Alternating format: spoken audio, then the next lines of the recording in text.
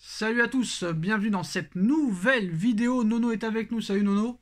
Salut Sacha. Alors on va évoquer les dernières infos concernant le Paris Saint-Germain, les dernières infos de ces dernières minutes, de ces dernières heures. La première, dans les prochains jours sûrement face à Ajaccio, le PSG officialisera la prolongation de Marquinhos jusqu'en 2027. Il va devoir essayer de conserver son brassard de capitaine qu'un nouvel entraîneur pourrait remettre en cause. Honnêtement Nono, quand ils vont annoncer la prolongation, t'attends-tu à des sifflets ou non, sachant que le COP a rencontré les dirigeants parisiens hier et ont décidé de boycotter complètement la fin de saison?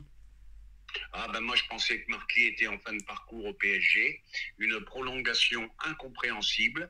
Le joueur a complètement baissé le niveau.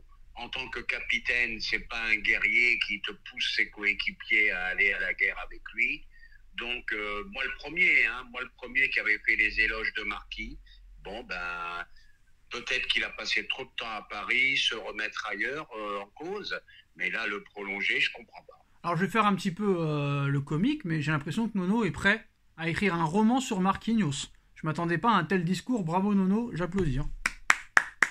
Ah, franchement là, c'est une masterclass de la part de Nono. Likez si vous avez apprécié l'analyse de Nono sur Marquinhos. Moi j'applaudis en tout cas. En ce qui concerne le Paris Saint-Germain, alors énorme information dans quelques minutes, restez jusqu'à la fin de cette vidéo. Concernant Marco Verratti, Verratti est très déçu des critiques de la presse française et d'une partie des supporters du Paris Saint-Germain. Et non, Nono, ce n'est pas une blague. Il envisage de quitter le Paris Saint-Germain, sa préférence est la Juventus, mais c'est une piste très compliquée. Attention à l'Inter Miami, prêt à faire tout son possible pour convaincre l'Italien.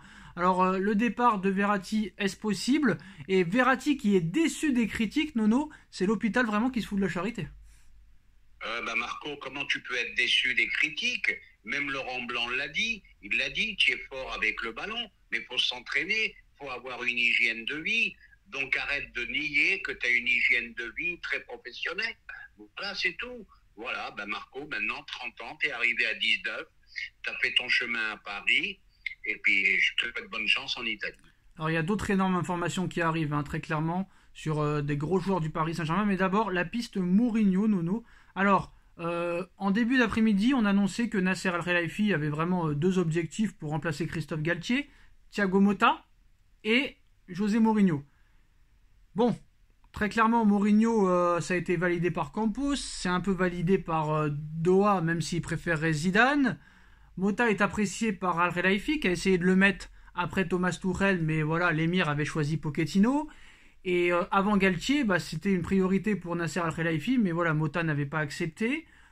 José Mourinho, c'est toujours la même chose, très clairement, lui, carrément, il paraît qu'il aurait déjà parlé avec Nasser Al-Khelaifi, très clairement, les négociations sont bien avancées.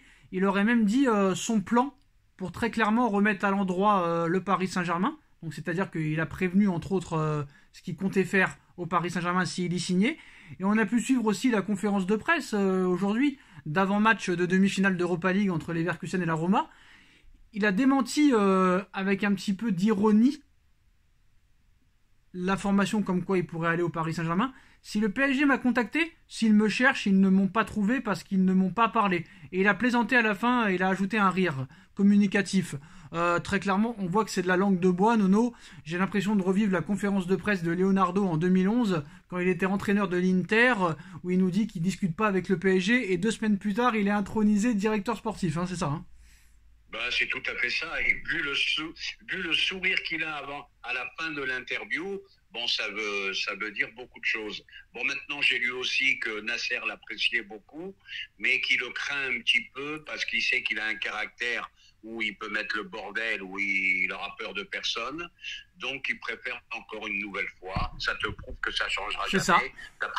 D'après ce que j'ai lu, il préfère un entraîneur qui fasse pas de vagues. Oui, voilà, Nono. c'est toujours pareil. Oui, Nono, faut pas toucher à ses petits préférés, faut pas toucher à son petit Verratti, à son petit Messi, à son petit Neymar, à son petit Mbappé, à son petit Marquinhos. Il faut pas leur faire trop de mal.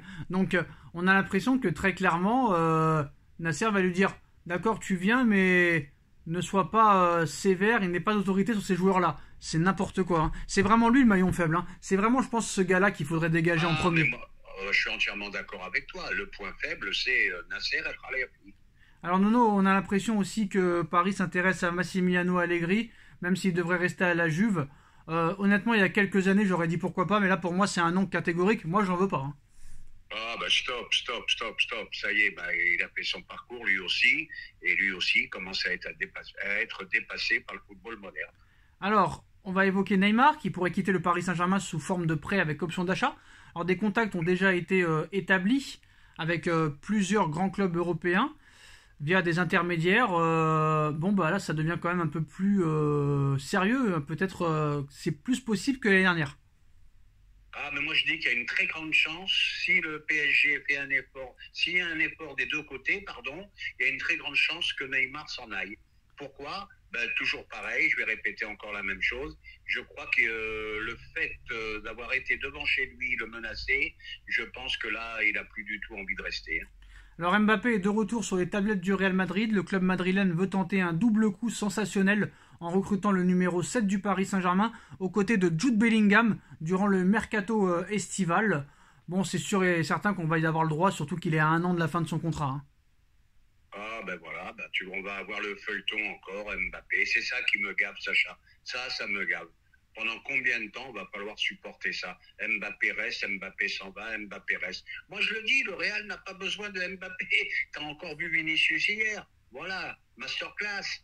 Bon, alors il jouerait à la place de qui, Mbappé? C'est ça qu'il faut me dire, moi. Tu mets Vinicius sur le banc, tu commences à mettre Benzema sur le banc, Rodrigo sur le banc. Je vois pas l'intérêt du Real d'acheter Mbappé, franchement. Alors Nono, on avait oublié un petit peu d'en parler depuis plusieurs mois parce qu'on était un petit peu focalisé sur soi-disant le Qatar qui va racheter Manchester United. Mais comme tu savais, Paris voulait vendre 15% de leur part à des investisseurs.